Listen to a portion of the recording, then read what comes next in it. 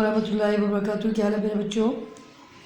आज फिर से हम एडवांस कोर्स उर्दू पहली जमात के लिए, ठीक है, लेसन नंबर 13 था हमारा।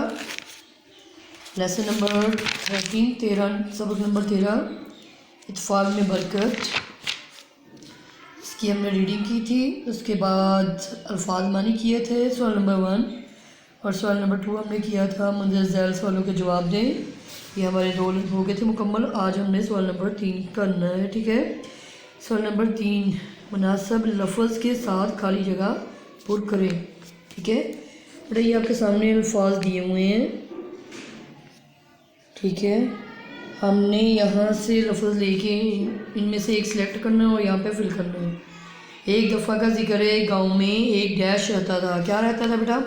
किसान रहता था कि डॉक्टर रहता था? किसान रहता था। तो यहाँ पे हम क्या लिखेंगे? काफ सीन अलिफ सा नून किसान, काफ सीन अलिफ सा नून किसान, ठीक है। दूसरा पॉइंट है इसका, किसान के डैश बेटे थे। बेटा आपने पढ़ा है ना कितने बेटे थे उसके? ये हमने आंसर में भी लिखा है, किसान के 4 बेटे थे, ठीक है। तो यहाँ हम करेंगे 4 पे टिक, ठीक है।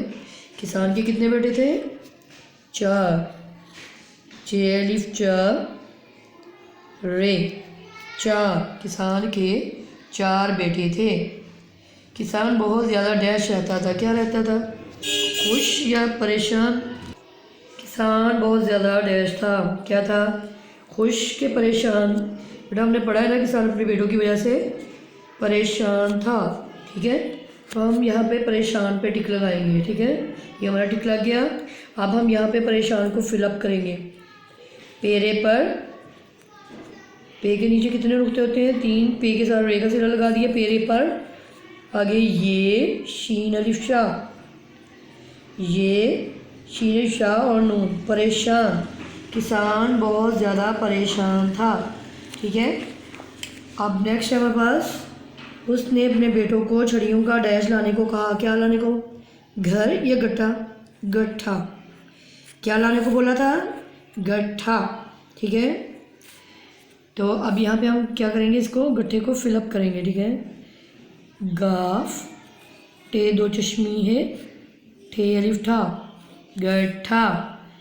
गाफ टे 2 चश्मी है, ठे अलिफ ठा, गट्ठा, ठीक है। ऐसे आपने जोड़ भी बनानी है और साथ में लिखना भी सीखना है। पहले ऑप्शन को क्लिक करेंगे, उसके बाद फिलअप करेंगे, ठीक है।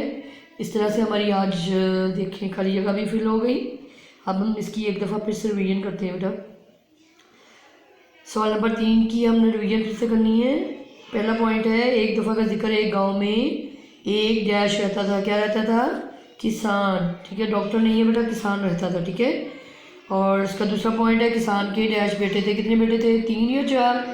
4 बेटे थे, क्योंकि हमने पीछे रीडिंग में भी किया है, क्वेश्चन में भी किया है, देखें। अब यहाँ फिलअप करेंगे, 4 बेटे थे, ठीक है। अब इसी तरह से तीसरा पॉइंट है, किसान बहुत ज़्यादा डैश रहता था। क्या रहता था? खुश था कि परेशान? परेशान। तो इसी तरह हमने यहाँ पे परेशान को भी फिलअप कर दिया, जोड़ बना के फिलअप करना है, ठीक है, ताकि आपको लिखना है किसान बहुत ज़्यादा परेशान था। अब चौथा पॉइंट है, इसने अपने बेटों को छड़ियों का डैश लाने को कहा। क्या लाने को बोला था? घर या गट्ठा? गट्ठा। छड़ियों को वो कट्ठी करके जो बांध लिया था ना, वो गट्ठा बन जाता है, रस्सी से जब बांध लेते हैं। तो किसान ने अपने बेटों को क्या लाने को बोला? छड़ियों का एक गट्ठा। गाफ के 2 चश्मी है, ठेली उठा, गट्ठा, ठीक है। इसकी आपने बार बार रिवीजन करनी है, इनको फिल करके देखना है, ताकि आपको इसकी ऑप्शन टिक मार्क करना भी आ जाए और फिलिंग करना भी अच्छी तरह से आ जाए।